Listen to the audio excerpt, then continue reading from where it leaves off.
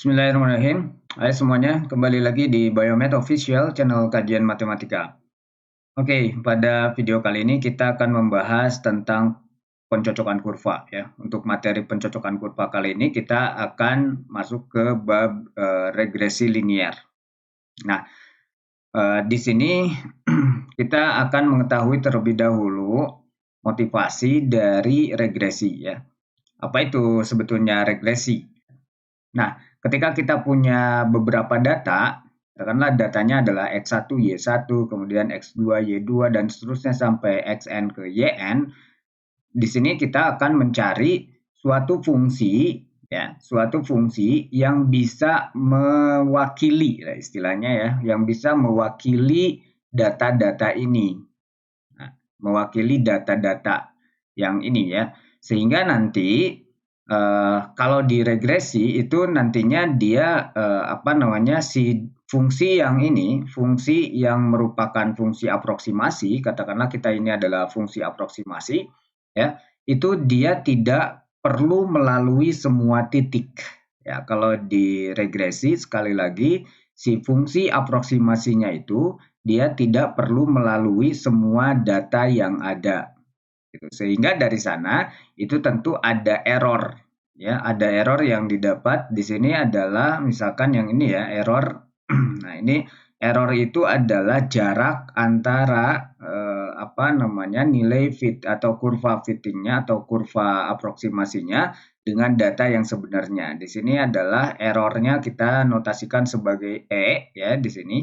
E-nya sama dengan selisih antara data yang sebenarnya yaitu YI di sini data ya yang kita punya sebetulnya datanya dikurangi dengan nilai fungsi yang dia dievaluasi di X, di mana F-nya itu adalah suatu fungsi yang nantinya kita akan cari terlebih dahulu ya fungsinya itu, fungsi aproksimasinya. Nah, jadi tujuan di sini di regresi ini adalah mencari fungsi yang fungsi aproksimasi yang mereka atau fungsi tersebut itu adalah fungsi yang meminimumkan nilai errornya.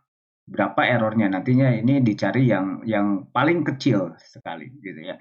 Itu motivasinya. Sehingga apa nantinya? Sehingga ketika kita sudah memiliki fungsi yang mewakili data-data yang ada ya, kita bisa menerka misalkan ini kan ada titik ini titik-titik ini adalah data ya. Nah, kalaupun kita tidak punya datanya di daerah sini, kalau kita sudah punya fungsi aproksimasi, kita bisa menerka dengan fungsi tersebut ya. Jadi kita tinggal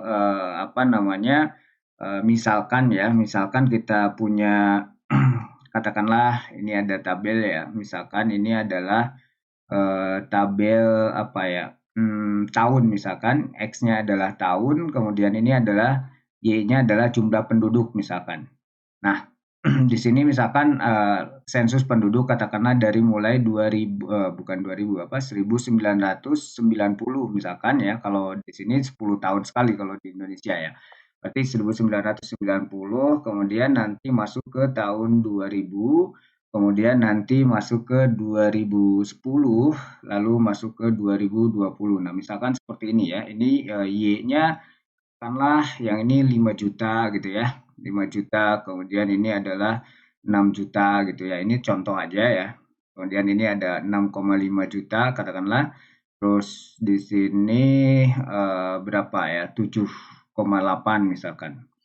Nah, ini kan data ya, kalau kita sajikan dalam bentuk pasangan terurut, ini kan akan berupa bentuk seperti ini ya, X1, Y1 ini jadi X1, Y1, ini X2, Y2. Nah, seperti halnya data penyajian seperti ini ya. Data penyajiannya seperti ini, mungkin kita bisa pakai dot dot dot seperti ini ya.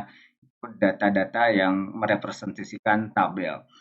Nah, apa manfaat daripada fungsi ini atau fungsi aproksimasi ini? Nah, manfaat dari fungsi aproksimasi ini ketika kita sudah memiliki nilai atau ketika kita sudah memiliki fungsi aproksimasinya, maka kita bisa menerka ya. Kita bisa menerka kondisi yang akan datang. Misalkan ini di tahun 2020 ya. Nah, kita udah punya fungsi ini di sini. Nah, Kita udah punya fungsinya, fx-nya udah ketemu, misalkan suatu fungsi aproksimasinya, maka kalau kita mau mencari di tahun 2025 misalkan ya, 2025 itu kita bisa tahu jumlah penduduknya berapa, tapi lagi-lagi itu kita bisa punya errornya di sana ya. Makanya di sini kita harus mencari fungsi di aproksimasinya yang sedapat mungkin si errornya ini dibuat paling minimum ya, dibuat yang paling minimum. Sehingga nanti aproksimasinya itu enggak terlalu jauh gitu ya. Tingkat akurasinya enggak terlalu itu baik ya, tingkat akurasinya bagus. Nah, ini misalkan di tahun 1990, kemudian ini ada tahun 2000, katakanlah kita mau menerka di daerah ini. Di daerah 1995 itu berapa jumlah penduduknya gitu kan. Misalkan kita mau menerka 1995 itu berapa. Nah, kan itu kan tidak dilakukan sensus lagi ya. Kalau kita sudah punya fungsi aproksimasinya ya kita tinggal coba masukkan ke X-nya ya. X-nya kita evaluasi di fungsi aproksimasi tersebut ya. Lalu nanti setelah diaproksimasi dapat nilainya, nah itu adalah tebakan aproksimasi atau namanya aproksimasi di tahun 1995, jumlah penduduknya sekian gitu ya. Tentu dengan tingkat error yang beragam nanti tergantung jenis daripada regresinya. Nah, sekarang pada video kali ini kita akan membahas regresi yang linier terlebih dahulu. Ya, linear regresi kriterianya apa untuk regresi linear ini? Ya, untuk regresi linear sama ya seperti tadi yang secara umum saya jelaskan. Jadi ada data terlebih dahulu, ya ada data x1, y1, x2, y2 dan seterusnya sampai xn, yn. Nah, untuk f-nya atau fungsi aproksimasinya adalah y sama dengan a plus bx di sini. Mungkin ini lebih tepatnya biar lebih kelihatan ini pakai fx aja ya. Tadi kan y-nya sama dengan fx yang tadi. Nah, fx-nya adalah ini. Jadi fx-nya sama dengan a plus bx. Nah, ini udah linear nih bentuknya, sehingga ya kriterianya kan kalau linear berarti dia adalah suatu garis lurus. Yang ini adalah fx-nya nih, y sama dengan a plus bx, ini adalah fx-nya.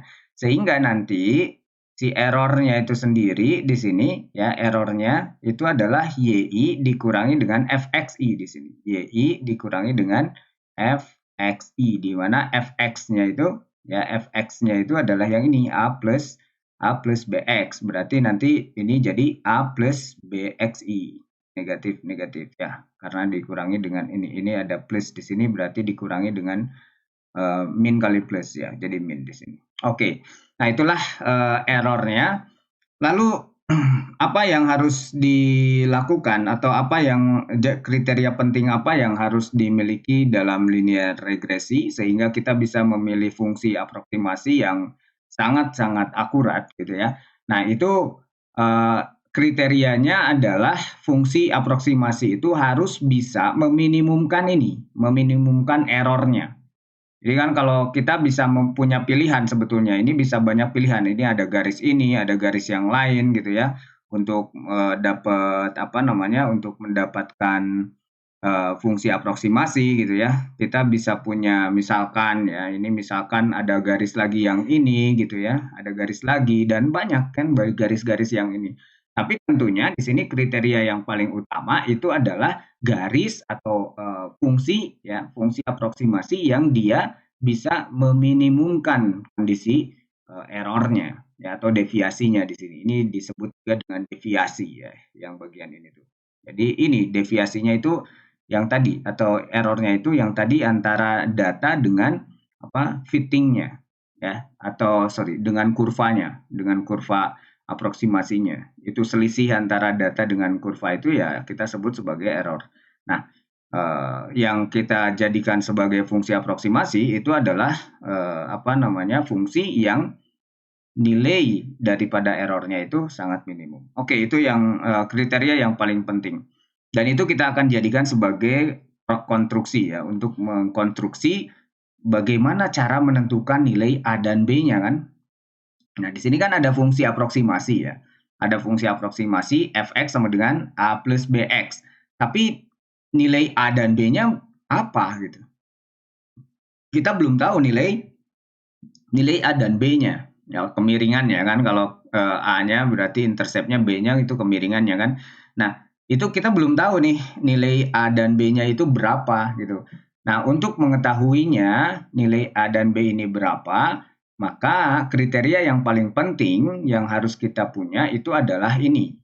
Ya, jadi dia nilai A dan B yang mana yang bisa nilai errornya itu minimum gitu ya, atau nilai AB yang mana yang bisa membuat errornya itu yang ini selisih antara data dengan fungsi aproksimasi yang minimum. Nah, itu yang jadi apa namanya landasan ya, landasan bahwa kita bisa mengkonstruksi fungsi aproksimasi yang akurasinya itu bagus gitu. Oke. Nah, sekarang kita lanjut ke bagian ini ya, bagian error. Kita soroti bagian errornya. Nah, kita untuk meminimumkan nilai error, kita masuk dengan menggunakan kriteria least square atau apa namanya di sini ya biasanya kita sebut sebagai least square error ya. Least square error atau kuadrat terkecil di sini ya, kuadrat terkecil. Nah, kuadrat terkecil itu kita apa namanya cara kerjanya itu nantinya kita meminimumkan bentuk ini kuadrat terkecil. Ini errornya kan yang tadi error itu adalah YI min A plus min BXI di sini, min BXI kemudian kita kuadratkan, lalu bentuk ini SR ini ya, SR ini itu kita minimumkan sehingga nanti jarak antara data yang kita punya dengan ini ya, dengan apa namanya kurva aproksimasi atau fungsi aproksimasi Y sama dengan A plus BX itu minimum. Ya, jaraknya atau errornya itu kecil gitu. Harapannya kan seperti itu ya. Sehingga nanti ini sangat akurat, dekat dengan solusi atau dekat dengan data sebenarnya gitu ya. Nah, itu harapannya. Sehingga kita menggunakan kriteria ini loh. Bagaimana caranya kita meminimumkan bentuk ini?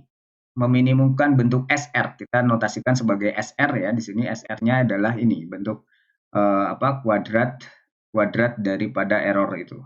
Penjumlahan kuadratnya.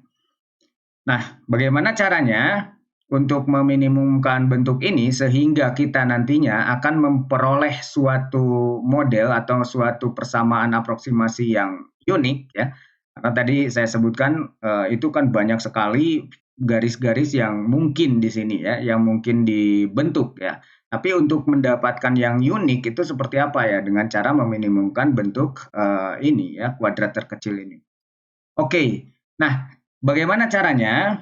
Seperti yang kita ingat dulu di kalkulus, kita sudah apa namanya pernah belajar tentang turunan ya, dan kondisi minimum atau optimum itu terjadi pada turunan pertamanya sama dengan 0 dan x-nya itu yang menyebabkan apa? Yang menyebabkan dia minimum atau optimum, nilai optimum ya. Nah, ini kita ketahui bahwa S ini adalah SR itu adalah sama dengan ini ya, yang tadi. Nah, ini kita minimumkan ya, berarti kita mau meminimumkan bentuk ini. Nah, kita lihat di sini bahwa YI ini kan data ya, ini YI itu data, XI ini juga data. Artinya mereka itu adalah angka ya. XI dengan YI ini adalah angka. Sehingga dalam SR ini itu variabelnya itu adalah A dan B di sini. Kalau kita notasikan dalam bentuk matematik, ini berarti bahwa si S ya, SR ini dia bergantung atau merupakan fungsi dari A dan B di situ. Jadi SR ini bergantung pada A dan B. Nah, oleh karena itu, nah ini masih salah. Ini harusnya A, kemudian ini A, ini B ya di sini. Oleh karena itu, untuk menemukan A dan B, kita minimumkan SR atau kita menurunkan bagian SR ini terhadap apa? Terhadap A dan B di sini. Ya, ini terhadap A, kemudian ini terhadap B atau yang tadi ini tukar nggak masalah ya. Ini yang penting ini apa? Yang jadi variabelnya itu adalah A dan B. Kita turunkan ke A dan B di situ. Nah, lalu dari sini kalau kita lihat turunan pertamanya, apa yang terjadi? Kita dapatnya ini ya, SR kalau diturunkan ke A jadinya seperti ini kan. mungkin kalau kita ulang tentang materi kalkulus ya, di situ ketika kita punya fx ini yang satu variabel aja, fx ya, sama dengan katakanlah apa namanya, x kuadrat min 4 misalkan, dikuadratkan lagi ya. Ini biar serupa aja dengan ini ya bentuknya, atau ini di sini ada 2 misalkan biar kelihatan 2x kuadrat min 4 ya, ini dikuadratkan. Maka turunan pertamanya apa di sini? Turunan pertamanya adalah turunan luarnya, ini menggunakan aturan rantai berarti kan. Turunan luarnya adalah 2, nah, kali ini dalamnya tetap ya, dikali dengan turunan dalam. Turunan dalamnya berapa di sini? Turunan dalamnya adalah 2x kuadrat min 4 diturunkan terhadap x gitu. Jadinya 4x aja kan. Ini 4x. Sehingga ini hasilnya adalah 2 kali 4x adalah 8x. Di sini 2x kuadrat minus 4. Oke. Nah, ini kan jadinya seperti ini. Nah, sekarang S ini, ya, si S ini dia bergantung pada A dan B di sini ya. S ini dia bergantung pada A dan B, sehingga kalau kita turunkan itu berarti kan ada 2 variabel, maka kita lakukan turunan parsialnya berarti. Nah, ini parsial S terhadap A yang pertama kita lihat bahwa ini ada 2 kan di sini, berarti turunan luarnya seperti yang tadi di sini saya ilustrasikan di sini, jadinya turunan luarnya itu adalah 2. Kemudian turunan dalamnya apa? Turunan dalamnya kan di sini kalau yang pertama itu terhadap A. Maka turunan dalam dari sini itu terhadap A, yang ini 0, yang ini 0, tinggal bagian ini, min 1. Maka ini ada min 1. Sehingga ini hasilnya adalah min 2 kali ini semua, sama dengan 0. Begitupun dengan yang parsial S terhadap B. Parsial S terhadap B ini kita lakukan, ini S-nya. Ini berarti turunan luarnya 2 ya, ke depan di sini 2. Kemudian terhadap B berarti di sini ya, kita yang ini 0, yang ini 0 dalamnya, turunan dalamnya itu adalah min BXI, ini kita turunkan terhadap B berarti min XI. Sehingga ini ada perkalian di sini adalah dengan min XI di sini. Ini ada 2. Jadinya min 2 sigma daripada XI ini masih ada dalam summation di sini, masih ada dalam penjumlahan karena dia ada indeksnya I di situ ya.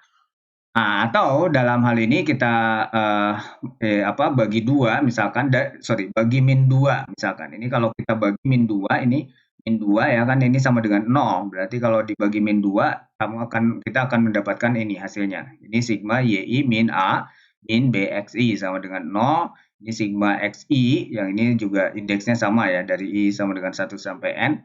Ini YI min A min BXI sama dengan 0. Nah, kalau kita kita susun ya bagian ini, kalau kita susun itu hasilnya akan jadi ini kalau kita pisah ya. Ini kita pisahin, ini yang Y aja, ini terhadap A jadi A, ini sigma BXI jadi ini.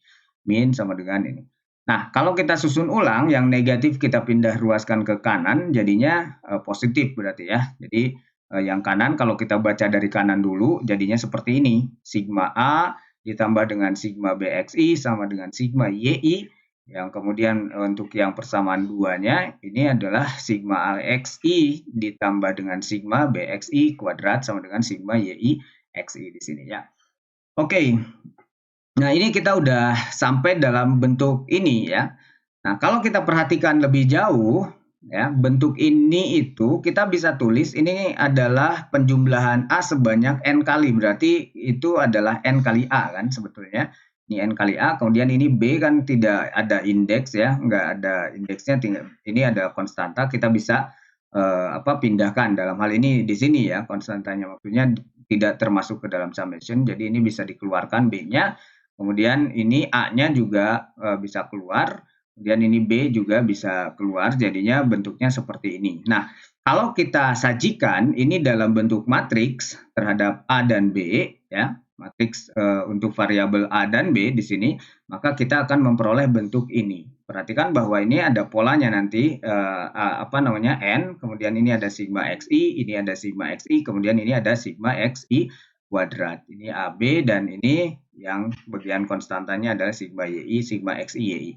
Nah, sebetulnya kalau udah sampai sini kita bisa banyak pilihan ya, karena ini adalah sistem persamaan linear kan. Ini data, ini banyaknya data N itu berarti ini angka, kemudian ini XI kan data semua, kalau dijumlahkan itu juga jadi angka, ini sama dengan yang ini, kemudian ini XI kuadrat, ya ini XI-nya data dikuadratkan jadi angka juga, dijumlahin tetap angka. Jadi ini tuh semua matriks ini adalah matriks angka, ya.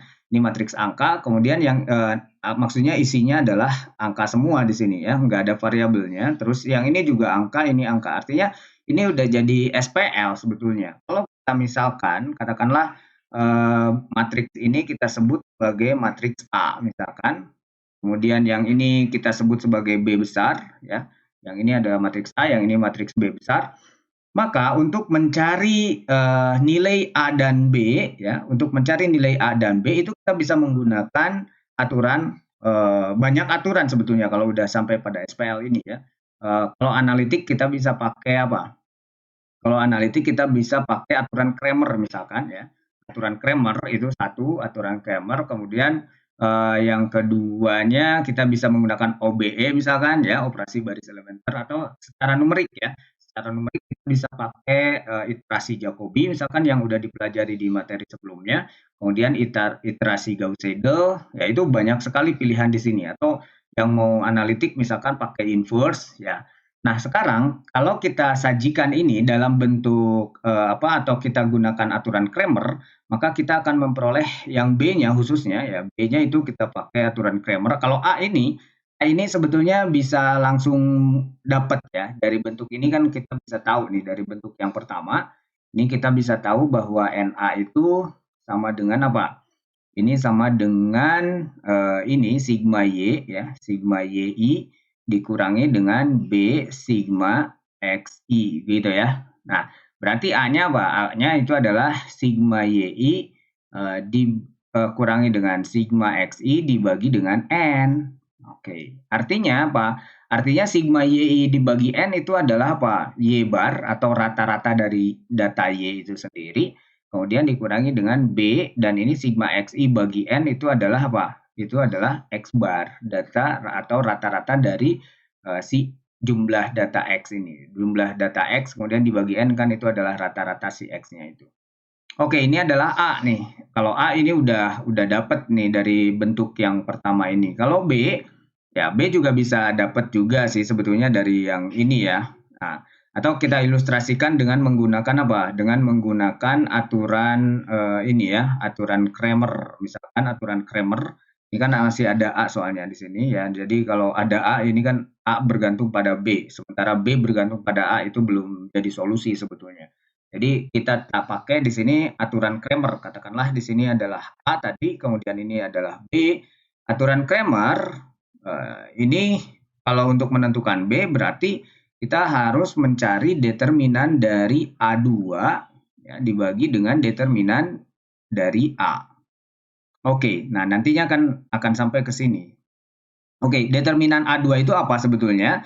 Determinan A2 itu adalah matriks A, determinan dari matriks A yang kolom keduanya kita ganti dengan B, yang B ini ya, dengan B besar ini, ya vektornya. Jadi kolom yang kedua ini, ya, kolom kedua ini diganti dengan ini. Oke, sehingga dalam hal ini determinan A2, determinan dari A2 itu apa? Sama dengan, nah ini determinannya jadi N dikali ini ya, jadi N dikali dengan sigma XIYI, kemudian dikurangi dengan yang ini jadi apa? Jadi YI kan ya, jadi YI kemudian dikali dengan XI. Jadi ini adalah dikurangi dengan sigma XI sigma YI. Nah, kemudian determinan dari A itu apa ya? Ini bisa langsung determinan dari A kan bisa langsung dari bentuk A-nya yang ini ya. Ini N dikali ini, N dikali X, N dikali dengan sigma XI kuadrat dikurangi dengan yang ini, berarti sigma XI ini ya, sigma XI di kuadratkan jadinya, sigma XI ini dikuadratkan. Oke, sehingga dari sini kita sampailah pada bentuk yang ini ya, bahwa B-nya itu adalah berbentuk ini. Oke, nah ini yang akan kita gunakan nantinya ya untuk menentukan nilai konstantanya. Konstanta dari apa? Konstanta dari fungsi aproksimasi. Kita kan mau mencari fungsi aproksimasi fx sama dengan apa? A plus bx gitu. Dan apa? Konstanta ini tuh udah merupakan suatu konstanta yang bisa menjamin bahwa nilai fungsi aproksimasi yang kita dapatkan itu adalah nilai yang meminimumkan errornya gitu. Tentu ya itu karena ini di linear ya tentu pasangannya dengan yang linear gitu ya. Di antara garis-garis gitu berarti ya. Di antara garis-garis yang ada, maka pemilihan A dan B yang seperti ini itu adalah merupakan garis yang bisa meminimumkan errornya gitu ya. Nah, karena kan kita menggunakan kriteria itu tadi ya, kriteria optimum dari di turunan pertamanya. Oke, nah ini adalah A dan B-nya udah berarti kita udah punya ekspresi daripada A dan B di sini ya. Ini kita hapus bagian ini biar kita bisa melihat nanti apa aja yang kita butuhkan. Oke, nah berikutnya ini adalah apa namanya error ya root mean square error atau saya sebut biasanya dengan error RMS ya root mean square. Nah, error RMS ini apa? Error RMS ini nantinya bisa kita gunakan untuk menentukan seberapa bagus ya seberapa bagus fungsi hampiran dalam pencocokan data nantinya ya. Nah, untuk itu kita bisa menggunakan mengukurnya dengan menggunakan galat RMS ya atau error RMS di sini. Formulasinya seperti ini. Nah, perhatikan bahwa ini adalah jarak jarak antara kurva aproksimasi dengan data sebenarnya kemudian dikuadratkan itu adalah berarti square error yang ini ya square error kemudian ini kalau dijumlahkan nah ini diambil rata-ratanya makanya ada kata rata-rata di sini min ya ada rata-ratanya kemudian dikuadratkan ya kuadratkan artinya nantinya bagian ini kan jadi rootnya atau jadi errornya itu sendiri adalah akar daripada ini rata-ratanya akar rata-rata dari error ini bisa dicari dengan ini rata-rata error lah. Kita katakan langsung rata-rata error aja. Itu lebih simple ya istilahnya. Karena kenapa ini dikuadratkan ya karena kita punya ada kata rootnya di sini ya. Akarnya. Berarti kan kalau errornya itu sebenarnya yang dalamnya kan. Berarti kalau diakarin kan jadi error rata-rata error ini. Begitu. Ya. Nah, kita coba dalam suatu contoh misalkan ya, misalkan kita punya tabel seperti ini adalah katakanlah ini tabel hasil observasi ya. Ini kita punya datanya sebanyak 6, entah observasinya macam-macam ya.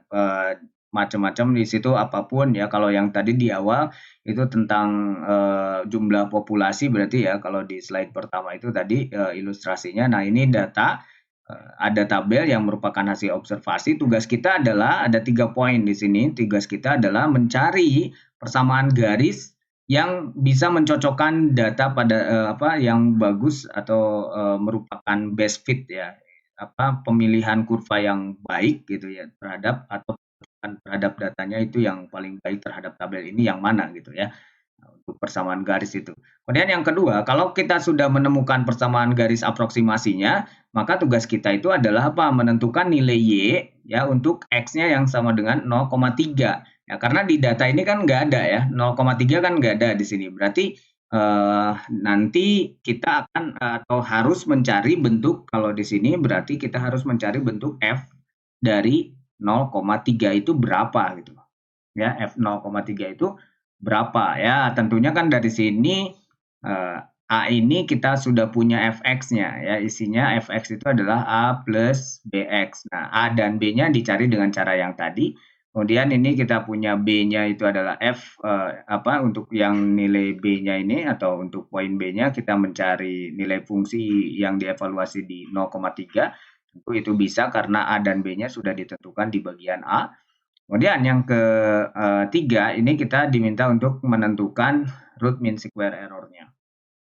Oke, untuk membantu kelancaran, kelancaran proses, perhitungan ini ya, proses perhitungannya, kita coba gunakan Excel aja ya, Excel yang cukup mudah untuk menjumlahkan dan, mencari penjumlahan-penjumlahan seperti itu ya. Oke. Nah, ini saya udah membuka Excel-nya. Kita coba buat aja yang ini katakanlah I, kemudian ini adalah XI, lalu yang ini adalah YI.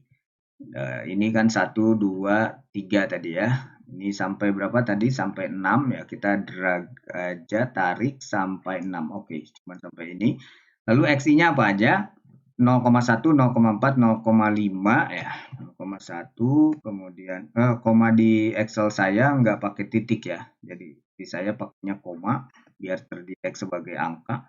0,1 terus 0,4, 0,4 lalu 0,5 ya. Terus 779.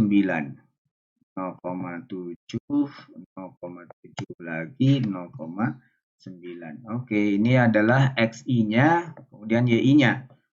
619299 berapa? 61, kemudian 92, 92, kemudian tadi 0,99 ya, terus 1,52 ya, 1,52, lalu 147203. Berapa? 147 di sini 1,47. Kemudian berapa lagi? 2,03. Oke. Nah, ini kita udah punya datanya ya. Ini kita pakai ini aja pakai border situ. Oke ya, ini I-nya atau banyak datanya berarti kita tahu dia adalah N. N-nya sama dengan berapa? 6 ya. N-nya sama dengan 6, kita tulis saja di sini N-nya 6. Kemudian yang kita butuhkan itu tadi di formula itu kan kita butuh di situ untuk mencari AB itu kita punya matriks N, kemudian di sini kita butuh ada sigma XI, ini ada sigma XI, kemudian ini ada sigma XI kuadrat gitu ya. Kemudian ini ada AB sama dengan yang ini tadi sigma YI, kemudian sigma XI YI ya. XI YI. Oke. Nah, kan seperti ini. Tadi B-nya itu adalah tadi ya udah dibahas, B-nya merupakan tadi. Nah, ini di sini. Ya, kita lihat di bagian ini aja. Oke. Ya. Nah, berarti yang kita butuhkan di sini ya ini kita jumlah berarti ya. Sigma X itu kan berarti penjumlahan dari XI ya. Jadi ini kita jumlahkan dulu sum. Ya, kita sorot bagian ini. Oke, udah dapat 3,3 jumlahnya. Lalu berikutnya yang sigma YI itu kita jumlah lagi. Nah, ini kita jumlahin. Ya, hasilnya adalah 7,54 ya. Kemudian berikutnya kita perlu apa lagi tadi? XI kuadrat ya. XI kuadrat kita tulis saja di sini. XI kuadrat itu berarti sama dengan yang ini ya, kita kuadratkan. Oke, dapat 0,01, kita drag aja, kita tarik. Jadinya dapat ini, lalu penjumlahannya di sini kan sama dengan sum dari ini semua. Berarti ini adalah sigma XI kuadrat gitu ya. Oke. Kemudian yang kita perlukan juga adalah XI dikali YI ya tadi ya. XI kali YI itu berarti sama dengan yang ini XI dikali dengan YI yang ini ya. Oke, maka kita punya ini kalau kita drag aja nantinya dapat seperti ini. Oke. Kemudian ini sama dengan penjumlahannya berarti ini. Oke, jadi dapat hasil penjumlahannya yang ini adalah sigma XI YI, yang ini sigma XI kuadrat, ini sigma YI, ini sigma XI. Dan ini udah semua dapat ya berarti ya. Nah, sekarang tinggal B-nya berapa? Kita tulis nanti di sini B sama dengan. Kemudian A-nya berapa? Di sini A sama dengan. Oke. Nah, B sama dengan. Nah, itu kita hitung dari sini adalah kita lihat tadi persamaannya di sini ya. N dikali dengan XI YI ya dikurangi dengan XI YI gitu ya. XI YI berarti sigmanya ya. Oke, berarti N-nya itu sendiri apa? N-nya sendiri kan ada di sini. N ya. Kemudian dikali dengan kalinya itu ini. Kali dengan apa tadi? Sigma XIYI ya, sigma XIY itu yang ini. Berarti ya, sigma XIYI yang ini. Ini kan penjumlahannya dikurangi dengan sigma XI. Sigma XI itu yang ini berarti ya. Kemudian dikali dengan apa? Dikali dengan sigma YI. Ya, ini berarti ya. Tadi kan ini ada sigma XI, sigma YI ya. Nah, ini semua dibagi nantinya, ini semua kita bagi dengan apa? Kita bagi dengan determinan A-nya ya. Tadi determinan A-nya itu apa? Determinan A-nya di sini adalah N dikali dengan XI, ini sigma dari XI kuadrat ya, berarti N-nya yang ini N. Oke, N dikali dengan berapa tadi? Sigma yang ini, sigma XI yang dikuadratkan, berarti yang ini ya. Ini tentu harus pakai kurung ya, agar aman. Ya, ini kan nantinya di pengurangan ini dibagi dulu lalu dikurangi jadinya. Jadi bermasalah. Nah, ini terus sigma XI dikuadratkan. Sigma XI-nya itu sendiri dari sini. Sigma XI-nya itu yang ini, kemudian dikuadratkan. Kuadrat. Oke, kasih kurung lagi. Oke, dapat. Nah, inilah B-nya. Jadinya B-nya adalah 1,76456. Bagian ini ya. 1,76456. Oke, lalu berikutnya yang A. Yang A itu tadi apa? Y bar atau rata-rata dari Y. Rata-rata Y itu adalah, ini saya ulang di sini. Y bar, ini ada barnya, ini tadi kecoret di atas. Ini ada Y bar dikurangi dengan BX bar. Oke, berarti Y bar itu adalah ini jumlah dari Y dibagi dengan banyaknya data. Di sini 6, banyaknya data yang N. Lalu dikurangi dengan apa? B-nya itu sendiri ada di sini. Oh, nggak kelihatan ya. B-nya itu ada di sini nih harusnya. Oke, kita pindah saja. Jangan di situ karena ini mungkin terlalu besar ya. Ini ukuran, ini di zoom sampai 160% soalnya, jadi nggak kelihatan. Ini kita tulis di sini aja. A sama dengan, nah ini di sini. Ya, A-nya adalah sama dengan tadi adalah Y bar. Y bar itu adalah ini jumlah Y dibagi dengan N. N-nya adalah ini banyaknya datanya. Dikurangi dengan apa namanya? Dikurangi dengan apa ini? B ya. B-nya dikali dengan X bar. X bar itu adalah jumlah X ya, dibagi dengan N. Dibagi dengan N. N-nya yang ini. N-nya 6. Oke, ini amannya kita pakai kurung aja ya. Bisa. Ini amannya kita pakai kurung saja. Yang ini juga kita pakai kurung aja. Ya. Oke, sehingga A-nya itu adalah 0,28616 ya. Kalau dibelutin jadinya 0,2862 kan jadinya. Oke, dapat ini, B-nya udah dapat, A-nya udah dapat. Itu artinya apa? Itu artinya kita sudah punya fungsinya sekarang ya. Kita sudah punya fungsinya. Jadi fx-nya itu apa? Untuk yang bagian A ini ya, bagian A di sini fx. Jadi fx-nya yang A itu sama dengan A itu adalah fx sama dengan berapa tadi? A-nya itu adalah 0,28 berapa? 1 berapa tadi? 0,86 ya. 616 betul ya. 0,28616. Oke, good. Kemudian B-nya adalah 1,7645. Oke, ini A ya. Ini A plus B-nya adalah 1,76456 X. Nah, ini kita udah punya nih A-nya. Jadi fx-nya untuk jawaban A ini fx-nya adalah seperti ini. Oke, pertanyaan berikutnya adalah tentukan nilai Y untuk X sama dengan 0,3 karena kan 0,3 nggak ada di data sini ya. 0,3, oh sorry di sini berarti 0,3 itu berapa nih si Y-nya gitu kan. Si Y-nya berapa nih. Berarti kita harus yang B ini evaluasi F X-nya di 0,3 ya. Gimana caranya ya? Kita pakai ini berarti ya. Di sini aja bantuan dari sini ya. Bahwa F untuk 0,3 di sini saya tulis di sini 0,3 itu adalah sama dengan berapa nih? Ini kasih sama dengan aja, sama dengan, nah ini nanti sama dengan, berarti kan A tadi ya, A-nya yang ini, kemudian dikurangi, ditambah dengan B, B-nya yang ini tadi, dikali dengan berapa? Dikali dengan 0,3 jadinya. Ya, langsung aja 0,3. 0,3-nya pakai ini.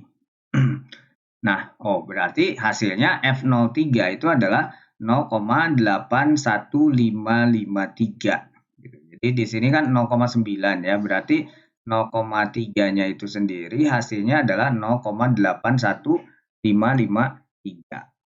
Ya, jadi dapat nih bagian B-nya. Ya, 81553. Oke, dan ini pun kita bisa menaksir apa yang setelahnya. Di sini misalkan XI-nya 1 nih, berapa nih? Kalau F1 itu berapa nih? F1 berapa nih? Kita bisa cek aja dari sini ya.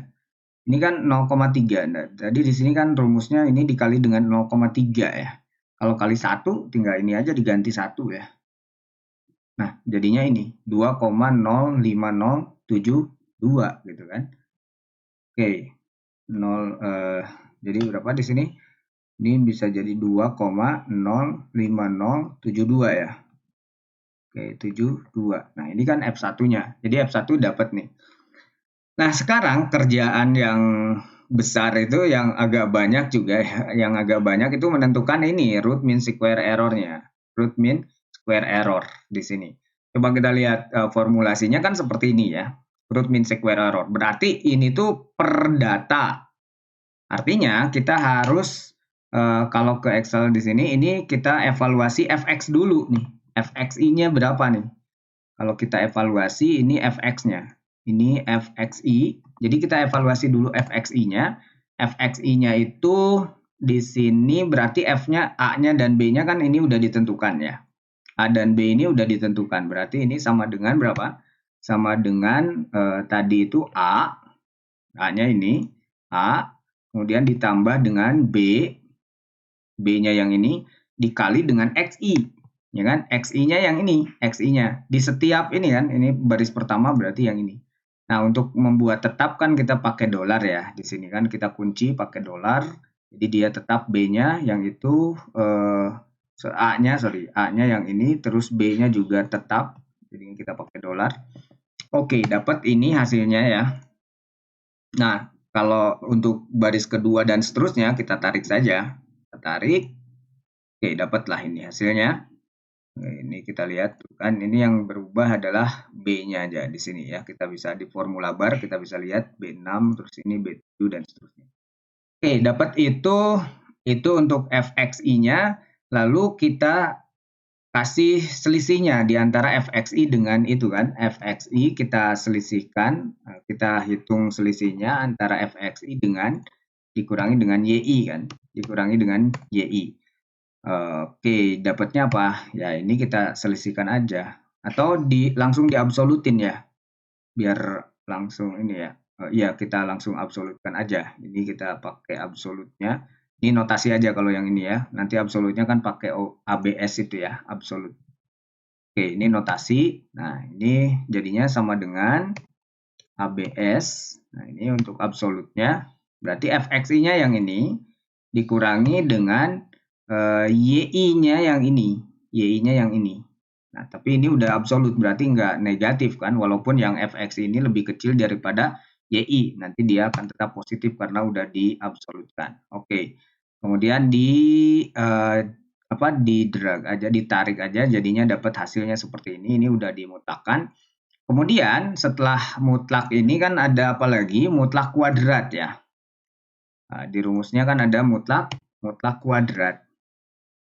Nah, mutlak kuadrat artinya apa? Artinya yang ini sama dengan yang ini kita kuadratkan. Hasilnya dapat ini. Nah, kita tarik saja. Setelah mutlak kuadrat, coba kita lihat rumusnya. Nah, ini kan kita udah sampai pada yang ini. Ini udah pada mutlak dikuadratkan, lalu dijumlahkan. Ya, ini kita jumlahkan semuanya, dibagi dengan N. Ya, ini kita jumlahkan berarti di sini pakai sama dengan sum. Ya, sum. Kemudian ini tarik aja sampai ini. Ya, ini kita jumlahin, dapatnya seperti ini. Lalu dibagi N, nah itu artinya RMS. Kita tulis saja RMS-nya di sini. RMS sama dengan, berarti ini sama dengan apa? RMS-nya sama dengan ini, mutlak kuadrat ya, tadi dibagi dengan N, dibagi N, N-nya yang ini, N-nya, N dibagi N. Oke, terus setelah dibagi N dikuadratkan kan. Ini kita kuadratkan di sini. Ini kuadrat. Oke. Nah, jadi RMS-nya itu adalah 0,00020371. Ya, cukup kecil ya. Ini cukup kecil. Jadi ini udah ketemu nih RMS-nya dapat gitu ya. Kemudian A-nya udah ada. Nah, kemudian F03 tadi kita udah ini tuh F1 kalau yang ini kan tadi diganti ya. 0,3-nya di sini kita tulis lagi 0,3. Nah, dapat ya F0,3-nya, fungsi yang dievaluasi di 0,3. Kemudian RMS-nya juga udah dapat. Itu yang bagian apa? Nah, ini dibagi N, kemudian dikuadratkan tadi udah ya. Ini rumusnya di formula bar. Oke. Nah, kemudian ini jadi yang C ini udah kita bahas, udah ditentukan ya. Di sini RMS-nya adalah berapa tadi ini? Dikuadratkan di enter 0,00020371. Oke, kalau ini yang tadi kan belum dibagi N dan belum dikuadratkan. Oke, nah itu contoh ya, contoh untuk menyelesaikan masalah ini ya. Yang sebenarnya di Excel sendiri sebetulnya udah ada ya, sebenarnya udah ada untuk fasilitas regresi itu yang otomatis sebetulnya udah ada ya. Coba kita lihat ya. Di sini sekalian aja mencocokkan jawaban kita itu yang manual ini benar nggak? A-nya ini 0,28616, B-nya ini. Coba kita cek di sini kalau kita mau membuat regresi, kita blok aja data yang kita punya seperti ini.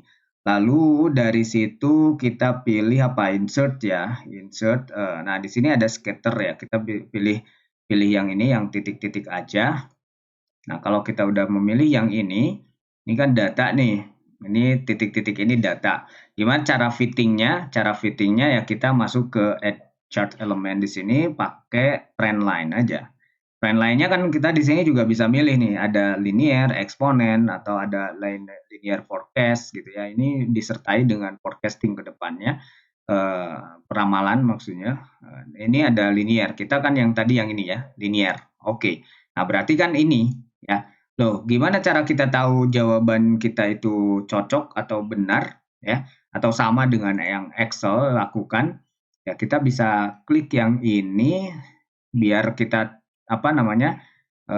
tampilkan si ininya si kurvanya di sini. Kita tampilkan si kurvanya. Oke, mana caranya? Tadi tadi kok malah ini ya. Malah mindahin itu. Oke, ini ada format trendline.